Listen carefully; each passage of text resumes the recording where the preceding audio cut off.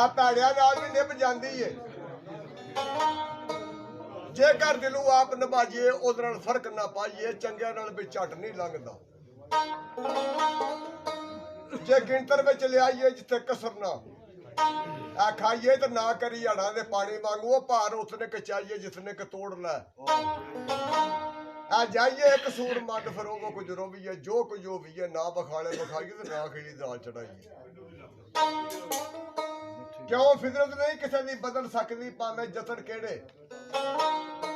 ਆ ਕਈ ਵਾਰ ਕਰੀਏ ਬੂਟੇ ਅੱਕਾਂ ਦੇ ਫੇਰ ਨਹੀਂ ਅੰਬ ਦਿੰਦੇ ਮੁਨਸ਼ੀ ਜੀ ਭਾਵੇਂ ਪਿਉਂ ਤੇ ਪਿਉਂਦ ਆਜ਼ਾਰ ਕਰੀਏ ਹੁੰਦਾ ਭੁੰਡਾ ਤੇ ਪੌੜਾਂ 'ਚ ਫਰਕ ਵਾਵਾ ਆ ਸੂਰਤ ਸ਼ਕਲ ਤੇ ਨਾ ਇਤਬਾਰ ਕਰੀਏ ਆਖਰ ਫੇਰ ਸਾਈਆਂ ਡੰਗ ਮਾਰ ਜਾਂਦੇ ਨਹੀਂ ਉਹ ਨਾਲ ਸੱਪਾਂ ਦੇ ਜਿਹੜਾ ਵੀ ਪਿਆਰ ਕਰੀਏ ਤੇ ਫਿਰ ਉੱਥੇ ਬਾਬੇ ਜੀ ਆਂਦੇ ਨੇ ਪਏ